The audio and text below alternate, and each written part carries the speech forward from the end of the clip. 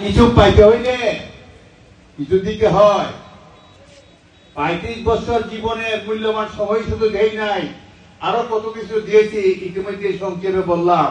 আর অনেক জিনিস আছে আপনাদের জানা আছে। তাই যারা এখানে আসছেন হাত পেতে বলে আছেন হিসাবের পাওনা চাই, আমি বকশিশ চাই না, আমি হিসাবের পাওনা চাই। যদি আপনাদের জন্য জীবনে মূল্য সময় দিয়ে থাকি তবে বলবেন বকশিশ দরকার নাই, আমার হিসাবের পাওনা দেন। ওরা কি বলেন?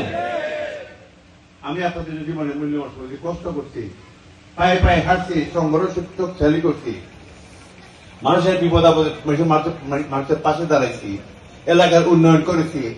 আমার হিসাবের পাওনা আপনারা দেন, আমার দাবি দিল।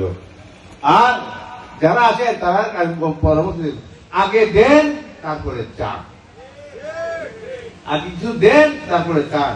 অবশ্যই তারা বিবেচনা করবে। আমি আর লম্বা করবো না।